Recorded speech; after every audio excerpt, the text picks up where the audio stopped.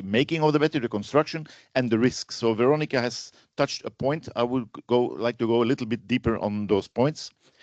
For starters, for example, the definition of a battery means any device delivering electrical energy through the direct conversion of chemical energy. So this is the definition of a battery, which means that in a battery there are always two chemical materials which can interact with each other. Can, not should always, of course, if the battery is not in use. A lithium battery or lithium battery pack consists usually of cells, modules, and those are made into a pack. So it's a construction made with mechanical connections, taps, wire, spot welding, normal welding, etc. So there is also there a room for damaging those connections, which is also part of the risks with those batteries. If we see how do you make a bigger battery, you take some cells and then you can connect them together either in a parallel series or in a series, which makes the parallel, you can add all the voltages to have a higher voltage. The 9-volt battery is a good example of that. There is no 9-volt chemistry. There is a quadruple A types of 1.5 volt to make a 9-volt. So a 9-volt battery does not exist, for example. And if you want to have more capacity, you can take the cells and connect them in series where you have then a higher capacity. So you can, an e-bike pack, for example, is a combination of both the parallel connections and the serial connections. The risk number one of batteries and causing a fire is the short circuit. Short circuits can be external initiated or can be internal initiated. You can see, for example, that a battery-operated appliance has stopped working. The batteries still usually have around 60 to 90% of the voltage, which is the nominal voltage, which is written on the battery. So if your e-bike says 36 volt, that is the nominal voltage. If your e-bike says the battery is empty, it's not 0 volt. It's around 60% of those 36 volt, which means that there is still around 25 volt on the battery. So it's not empty, so it's vulnerable for short circuit. That's very important to realize, because then you know that you have to be careful when you open it or when you damage it. Then there is a big difference between the different kind of batteries and also the risk related to those. If you take a normal AA cell, D cell, C cell, doesn't matter, which has a label around it, which is not conductive, the risk of short circuit, meaning that the plus and the minus of the same cell, the same battery, the same module touches each other, is very small, almost zero risk. If the label is damaged, it's another story. If you take the 9-volt battery, there the plus and the minus are next to each other, and the distance between the plus and the minus is 0.8 centimeter, so very close. If you put something metal on top of it, you have a short circuit, and the battery can heat up, depending, of course, how much it is discharged or not. Oh, sorry, I have to go back.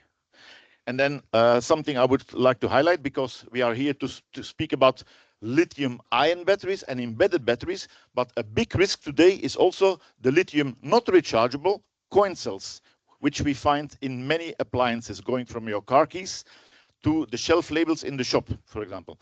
We've done some testing on batteries coming out of bank card readers, on electronic shelf labels, and we noticed that compared to a new cell, the voltages and the internal resistance, which is much important to see that if the internal resistance has risen, the risk for short circuit is very small. But if the internal resistance is still low, there is a big risk of short circuit. And here we have, let's say, found the evidence that, for example, from card readers, from electronic shelf labels, more than half of the batteries we collect are still dangerous. And we are now speaking in a small country, we are speaking about 50, 60 million pieces per year, which is coming onto the market. Can somebody start a video? But we can finish it early as well. This to show you what happens if a let's say coin cell falls onto or between the poles of a 9-volt battery.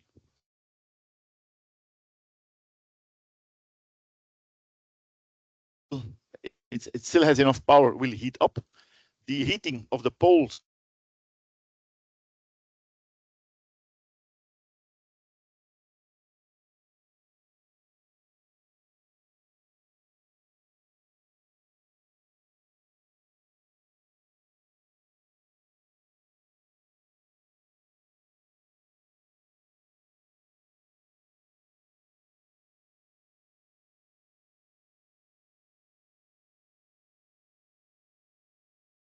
dangerous, but I can assure you, if this happens with 5,000, 9,000, 11,000 of those batteries, that it can cause a domino effect and you can have a huge fire.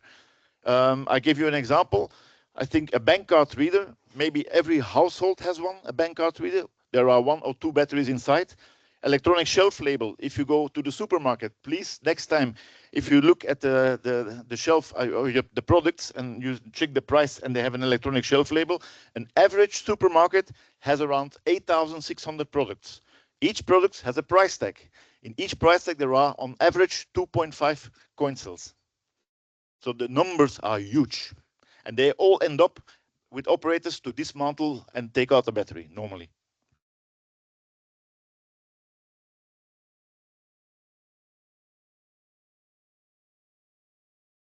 Happening? Ah, yes, okay.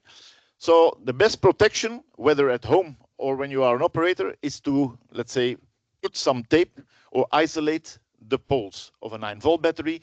Every battery where the plus and the minus are close together, the best way to avoid any short circuit is to isolate them.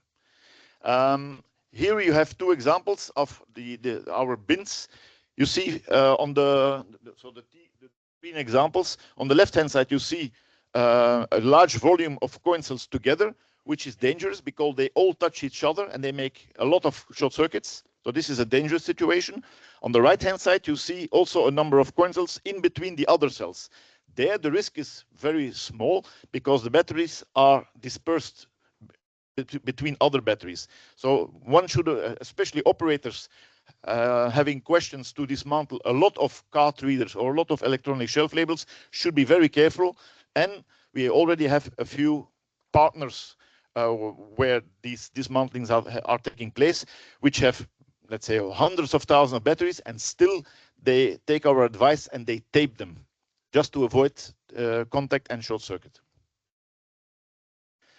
Here also an example, let's say the AA size cell, where I said in the beginning, when the label is intact, the plus is on one hand and the minus is on the other hand, and the risk of short circuit is very, very small.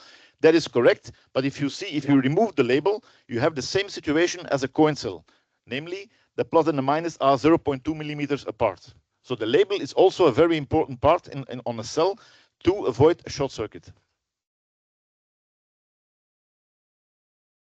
Then a lot of dismantlers, let's say dismantling batteries from electronic waste, they come in contact with batteries like this, which are embedded. And if you just remove them, all the contacts and the wires are free.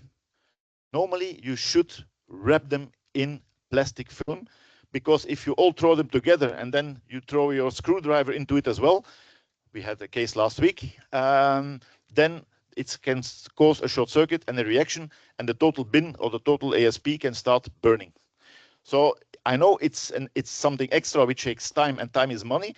On the other hand, how much do you want to pay for your safety and our safety? Because if you let it go, the next one in the row will be the transporter. If by movement, let's say the incident starts on the truck, or nothing starts and it starts in our, let's say, sorting facility, that's also not so nice. Even in Belgium, we have around 540 recycling parks. We give them trainings how to recognize if the consumer brings in such, let's say, such packs. We give them plastic film and they wrap the batteries for us, just to avoid short circuit. It is possible to train people. It is possible. I don't say that every single one of them is doing it, but if 90 or 95% is doing it, that means that the risk is decreasing tremendously. Then lithium-ion cell construction and risks. So just very easy. All the squares with a different color is the plus pole, the minus pole, and in between in black, very important, the separator. And the separator in the lithium-ion battery is the weakest part. Why? It's usually made of PP, polyprop, of PE, polyethylene, and it's 20 or 40 micrometer. But if you know that a micrometer is 1/1000th of a millimeter, 20 to 40 micrometer is not very thick. And damage or heating will cause that it melts or that it moves. And then the separator is not separating anymore. And the plus and the minus touch each other. And then you have a short circuit. Embedded batteries in WE. So here you can see a X-ray photograph in black. So the lower picture, that's a polymer battery coming out of an iPhone, an iPad, or something similar. If you bend it, if you make mechanical force into it, you see that all the elements in the middle will be crushed onto each other, and the very thin separator might break, which can cause also a short circuit and a fire incident. So I know it's waste, but a kitchen knife, which is not good enough, is also waste. You don't throw it at people because it can be dangerous. Also for batteries, we should spread the word that maybe it's waste, but don't throw with it. Be careful, be gentle with it. Try to collect crystal glasses and transport crystal glasses. They should not break. That's the message for the safety, basically. Yeah? Then heat is also dangerous because, like I said, polyprop polyethylene, if you heat it up, it will melt. And if it melts, it cannot separate anymore, the plus and the minus poles. On the left-hand side, you see the inside of an e-bike battery, which has burned partly.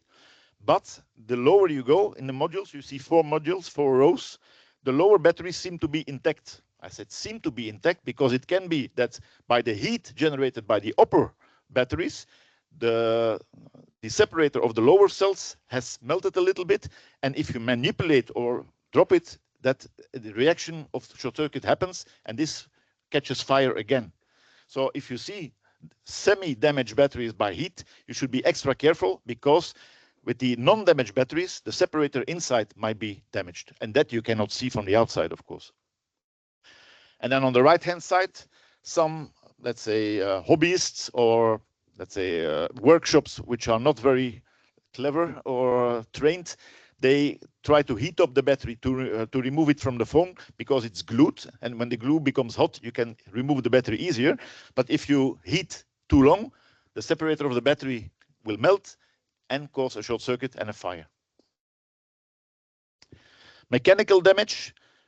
Operators tend to work sometimes with cranes and not manual, let's say, taking out from the truck. Every mechanical handling can cause damage to the appliance and, of course, also to the battery. So that should be avoided. Spontaneous ignition. We sometimes in the press we read about a battery spontaneously ignited. I contradict that. No battery, if it's decently made, will spontaneously ignite. There must be something before, which is the cause, like a drop or a damage or whatever.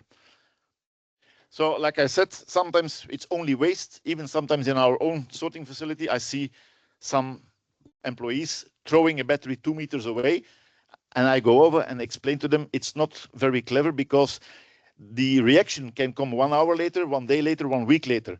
If, for example, the wire you see on the left-hand side, by dropping the battery, some of the wires loosen and touch the other contact, you have an internal short circuit because you dropped it or you throw it. So that's not very good. That's not very clever.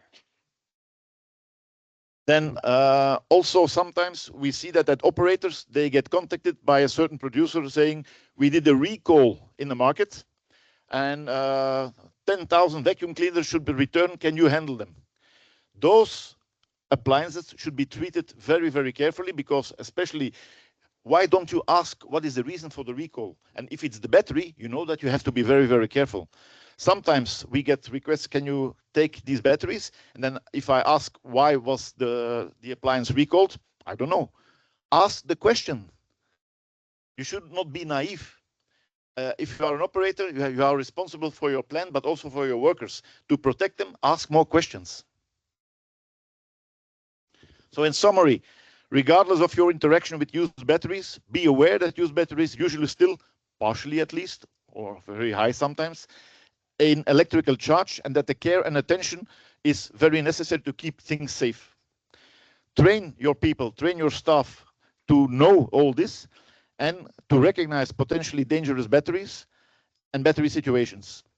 Train the people how to handle responsibly the batteries by taping them or isolating them if necessary. Not every single cell you should do, but if you have a huge pack with all contacts free, do not just throw it in the bin, do something extra with it if possible. Check regularly if all agreed actions with your staff are followed. And useful tips and tricks for such training can be found in the guidance document for waste lithium batteries, which is basically the reason we are here today. Thank you very much.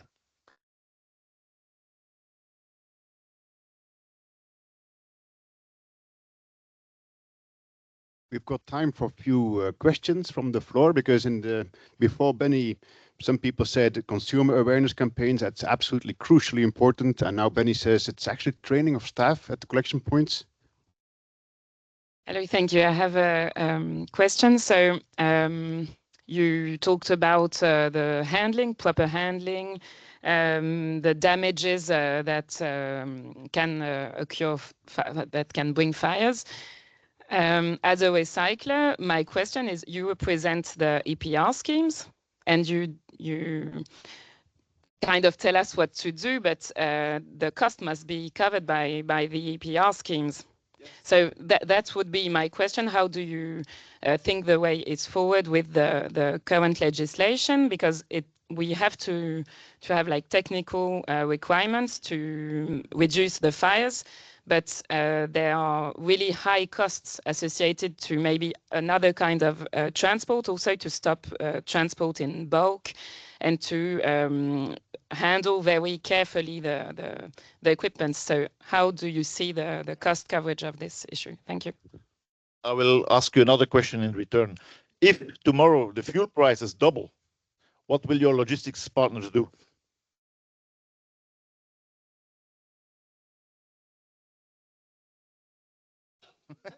So I will tell you what they will do. They will come to you, sit around the table and say, look, we have no other choice than to double the price, which is, so that's also what the EPR scheme should do.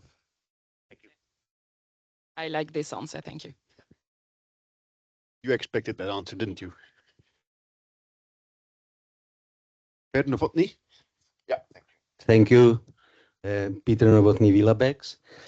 Just practical questions to Benny. Yeah.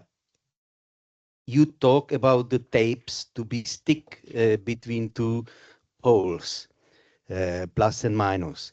Which tape you would prefer to use?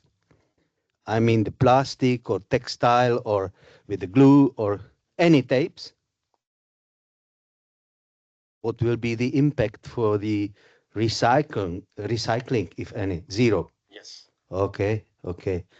The other question, you said 6, 7 layers of the plastic foil.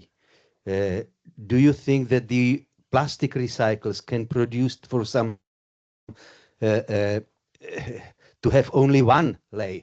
Because this is the time, and then, as you know, we have implemented this collection and logistic regulation or auditor manuals for the treatment facilities and for the collection points. So for them, it is also time, and time is money. So if something could be possibly used even better than so far, then we would appreciate that as well. But anyhow, we have implemented already of your all best practices into the auditor manuals. Thank you. Thank you. Thank you, Peter. One more question.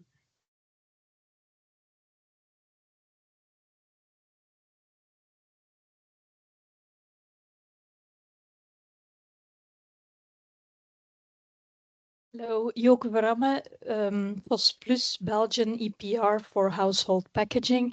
Thank you for the presentation, Benny, very interesting. And also thank you for the question from Madame de Richebourg, from the company de Richebourg.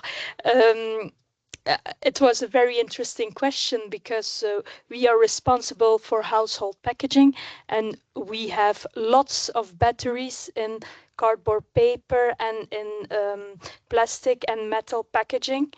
And batteries are not our responsibility, but we see a huge impact and a lot of risks.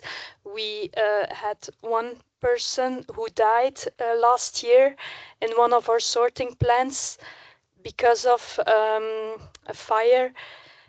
So the impact is huge and the costs to prevent these risks are huge. And the question is, who should pay this? Because we as EPR packaging are not responsible for batteries.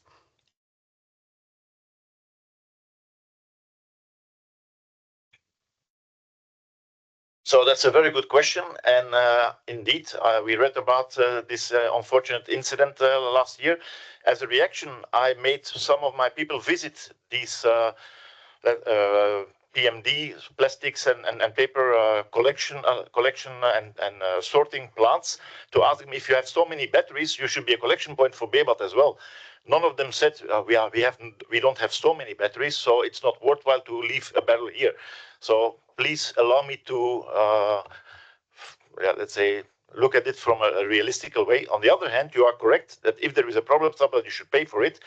But in the end, the consumer or the user is the one who should pay for it, and the producer should play the intermediate role in between parties. Thank you.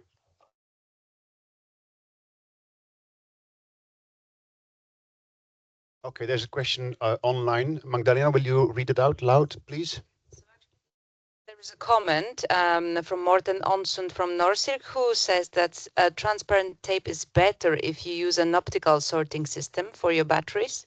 So that's just a comment, but the question is, do you have more information about the death with handling batteries, some kind of report? And that was asked by Morten Hovlang Sande.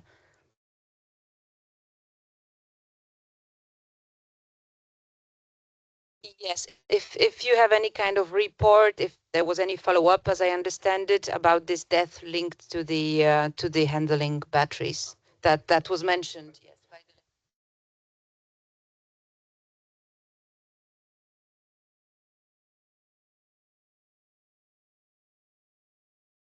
What do you mean by follow-up reports or?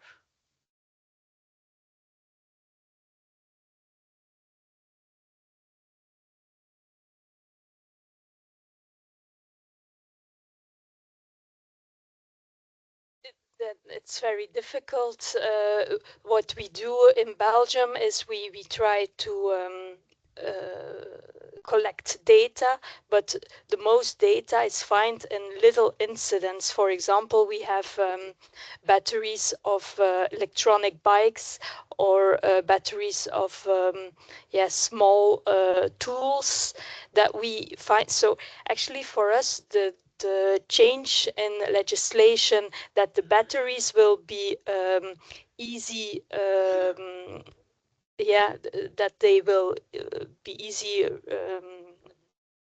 removable, is actually not such a good evaluation, because nobody is going to put his bike in the blue bag, but the battery, so therefore the consumer awareness will be a very, very big attention point, I think, if these batteries are removable. Okay, thank you very much for POS Plus. We need to